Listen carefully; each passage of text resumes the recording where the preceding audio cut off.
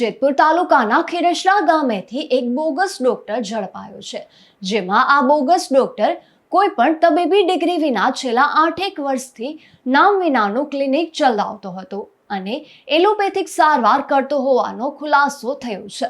ત્યારે પોલીસે એલોપેથિક દવાઓ સહિતનો મુદ્દામાલ ઝડપી લીધો હતો.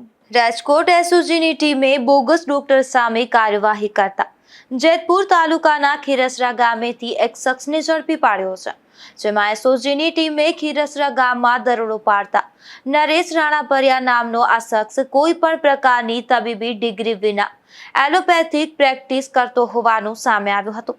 અને પોલીસ તપાસમાં ખુલાસો થયો છે કે આ શખ્સ છેલ્લા આશરે 8 વર્ષથી નામ વિનાનું ક્લિનિક ચલાવતો હતો અને એલોપેથિક દવાઓ દ્વારા લોકોની સારવાર કરતો હતો.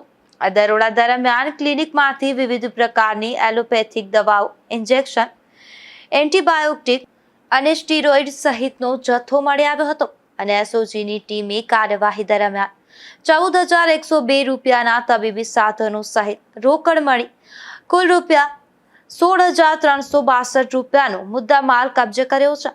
આ કાર્યવાહી દરમિયાન ખીરસરા પીએસસી સેન્ટરના એમબીબીએસ મેડિકલ ઓફિસરને સાથે રાખવામાં આવ્યા હતા. કોઈ પણ તબીબી ડિગ્રી વિના એલોપેથિક પ્રેક્ટિસ કરતા આરોપી વિરુદ્ધ કાયદેસરની કાર્યવાહી હાથ ધરવામાં આવી છે. Bureau report, Gujarat news, Jetpur.